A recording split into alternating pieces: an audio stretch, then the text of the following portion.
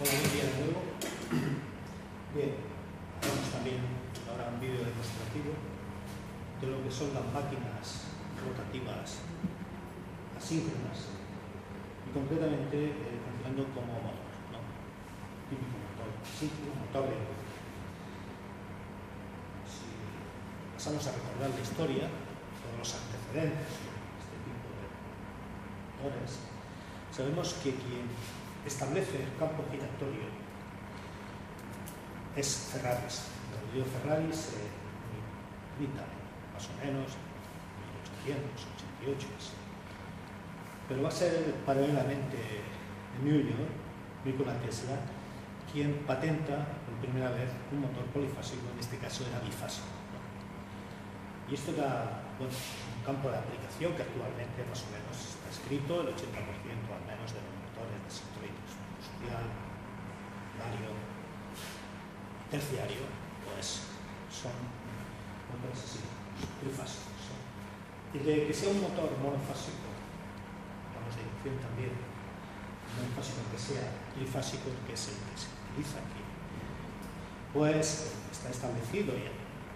Pues hay mucha variación, el plan motor es diferente, necesita algo auxiliar realmente para el par de arranque, el dispositivo, en este caso es un transistor, que va a auxiliar o de compensación, y su rendimiento nunca es semejante realmente al motor trifásico, porque el campo gira.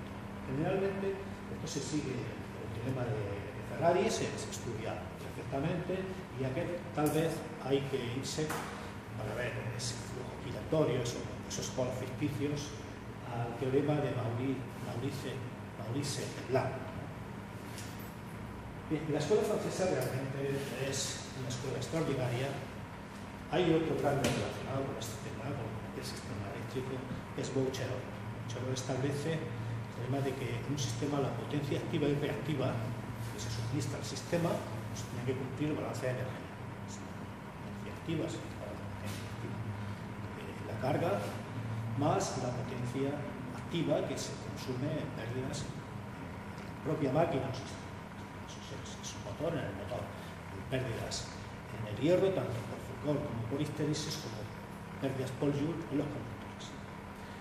Y en cambio la energía reactiva que se suministra al sistema sería la suma de la energía reactiva que va hacia la carga, el consumo, más la potencia reactiva necesaria para crear la fuerza magnetomotriz que crea el flujo magnético. Por eso hay un factor de potencia menor que la unidad, como se puede pensar. Y luego además, puede ser también si hay fugas, no hay dispersión de flujo, pues también aportaría para esa dispersión. Generalmente la dispersión de flujo aquí sería óptima. Bien, ese flujo giratorio, este motor, por ejemplo, básico, estamos conectado a una estrella, tiene dos pares de polos, por tanto su velocidad de giro sería síncrona, sería 1500 revoluciones por minuto, sería la velocidad de sincronismo. Luego, como resulta que el rotor, se ve la combinación, es un motor casi como de doble jamba de ardilla, puede ser completamente escalada, base, de referencia. Bien, pues sin lugar a duda, ese campo giratorio que tiene una fuerza magnetomotriz, si se ve en el Ferrari, es un otro similar, una fuerza magnetomotriz resultante que va girando completamente a la velocidad que se ha definido. Bien, por el principio de inducción, por eso se llama inducción, de Faraday, y también según Lenz, se induce una fuerza eléctrica, pero tendrá un sentido tal que se opone a la causa que le produce.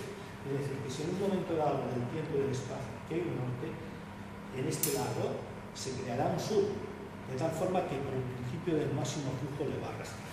Lo que pasa es que la velocidad relativa mecánica, se llamaría la velocidad angular del rotor y de la pulsación de ese campo giratorio, tiene que ser diferente. O sea, a medida que hay más carga, hay mayor intensidad, hay más par resistencia, hay mayor intensidad y obviamente se produce lo que se llama un mayor deslizamiento. En vacío prácticamente la velocidad del rotor, de la carga, pues sería prácticamente la velocidad de sincronismo. Y a medida que se pide más demanda, ciencia mecánica, pues el deslizamiento se va. En motores grandes, pues el deslizamiento pues, va a ser del orden del 2% y en pequeños, pues 3 o 4%. Bien, vamos a hacer esta demostración de ver estos principios que se basan realmente en los conceptos básicos de la sistemia, tal,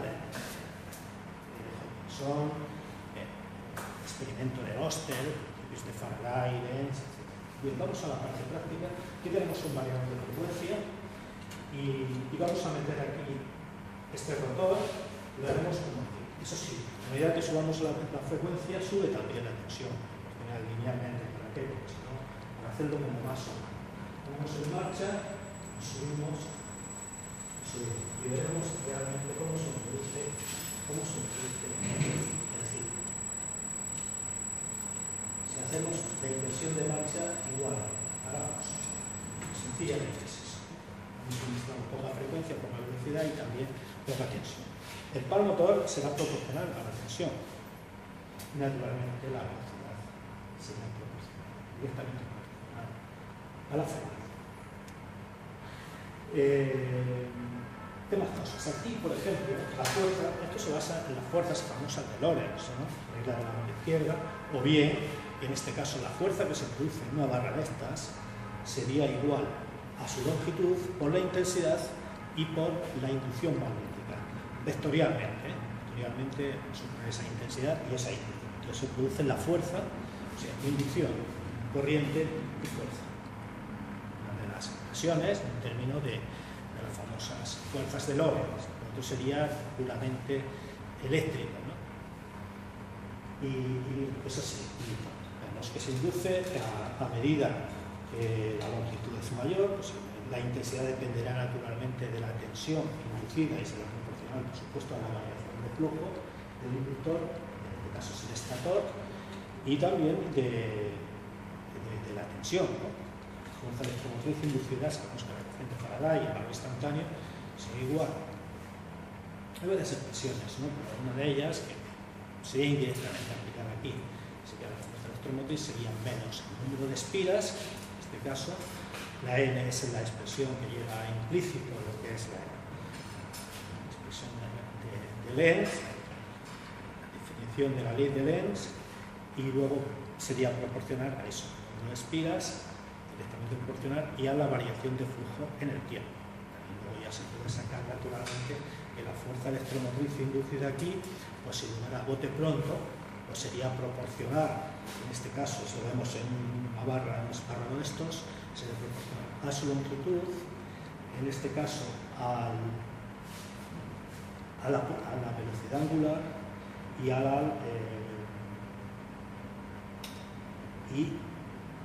la densidad de flujo. Bien, pasemos, en este caso, bueno, si se hace con una lata de cerveza sería igual. Lo que pasa es que aquí las corrientes inducidas serían circulares. Entonces la parte que es perpendicular realmente al flujo, pues realmente su efecto sería menor. Se podría probar y funciona exactamente igual. Hay un poco aquí, pero bueno, vamos a probarlo. Subimos en marcha, subimos un poco de frecuencia y de tensión, que lo tenemos programado así. Bien. Una consecuencia importante. La reluctancia del circuito magnético es elevada. Si la reluctancia es elevada, muchísimo, y no existe, cuando está el rotor introducido al rotor de esta máquina de doble jaula, que se llama un motor de Bucherov, doble jaula, que lo que hace es que el par de arranque es mayor, porque si no sería hacia abajo, que si fuese una sola jaula. El motor de Podlosky, lo patentó AEG, el motor tritásico, pues tiene unas prestaciones, sobre todo cuando la carga es una trituradora y demás, pues, y el tiempo de aceleración sería menor. Bien, si por tanto eso es así, se ha visto y tal, pasemos al motor, se pueden sacar las conclusiones. El motor monofásico necesita, pues eso, toda la auxiliar. Vamos a probar un momento, estamos aquí.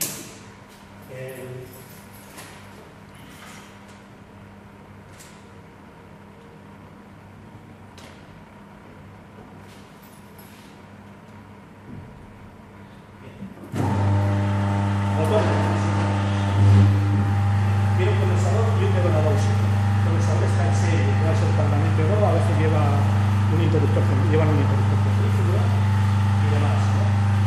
Esta es una vez que arranca, porque si no el motor monofásico realmente el par motor de inicio no quiere. Entonces una vez que ha arrancado ya se puede quitar aquel grado auxiliar, el condensador, ya agregado. Por ejemplo, si nosotros quitamos aquí el circuito paralelo al generador principal, sigue girando, ¿no?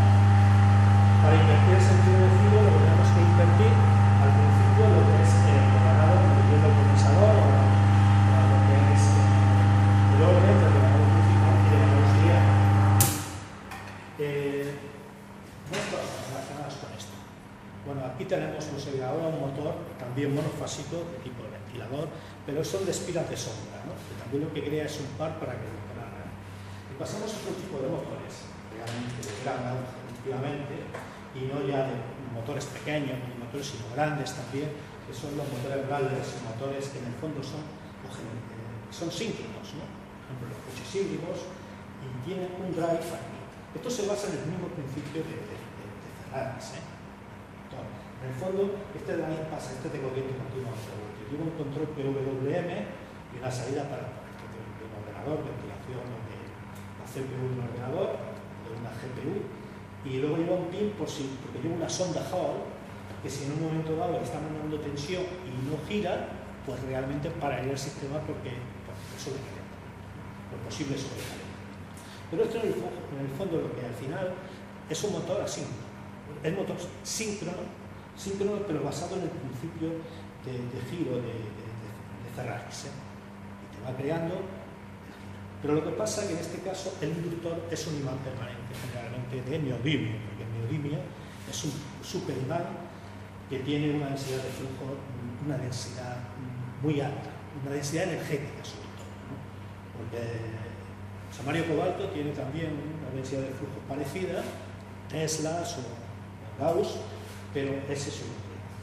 Y entonces, en este caso, no hay deslizamiento porque realmente es una máquina sencilla. Se está utilizando naturalmente lo que es la lectura de un disco duro, de un ordenador, no tiene escobilla, no tiene naturalmente la habilidad salta, su regulación, velocidad y demás. Hay otro motor muy interesante dentro de los monofásicos, que es se aplica para máquinas herramientas y es el típico motor universal. El motor universal tiene alta velocidad, llega a conseguir aquí prácticamente 1800 minutos al lado por segundo, las revoluciones por minuto, y tiene un par de arranques. Se dice que es el típico motor serie de corriente continua. Funciona en corriente alterna, pues se llama universal, y en corriente continua, 120 o 130 voltios en este caso. Por tanto, es un motor, en el fondo es un motor de inducción. Tiene su colector de delgas, su inducido y demás. Una máquina de corriente continua, el rotor siempre se induce. En cambio, un alternador, como os he visto antes, es el estator, los grandes turboalternadores. ¿No? Bien, ¿qué ventajas tiene? Realmente tiene un par de arranque, como es un motor serie, muy alto, el motor de arranque muy alto, pero es muy inestable, lo que es la curva para velocidad. Pero bueno, se amortigua la velocidad, pero el par sigue elevado y tal. Es que sí, o sea, para las máquinas herramientas es así. Cuando se aplica en corriente alterna, en corriente continua, tiene también una consecuencia negativa. Por eso no se hacen a partir de cierta potencia, de 500, 600 vatios, porque generan armónicos a la red. Generan armónicos a la red, corrector de verga, las escobillas y demás. Bien, ya vemos que el principio de funcionamiento de los motores monofásicos, en este caso asíncronos, se basa, y posiblemente sí, en el teorema de síncrono, no, porque luego al final es sí. En el teorema de Lerman, ¿no? Una derivación del teorema de Ferraris. De momento, a bote pronto ya está. Vemos una cosa, por último, lo que es esta derivación. Y tenemos campo magnético, que hay una repulsión, y luego se iguala la fuerza de repulsión del campo magnético con la de atracción del campo de caída del campo gravitatorio. Y se equilibran en un punto. Esto tiene sus aplicaciones, puede tener infinidad de aplicaciones, tener separación, por ejemplo, de levitación magnética, para evitar el rozamiento mecánico, el rozamiento con el aire, ¿no? Pero bueno, es muy significativo y bueno, posiblemente en el futuro tenga más aplicaciones también todo el tema este de levitación estimulación magnética y el tema de la superhumana, en neolimpia se dispondría cualquier auricular, la voz, realmente la reproducción de agudos y medios es muy significativa relacionado con el volumen del cono, el neolimpia, que su densidad energética. Habría que ver el ciclo extenso, realmente el neolimpia allí se vería. Un momento, aquí, muchas gracias. Muchas gracias por la seva atenció. Fins a tarda.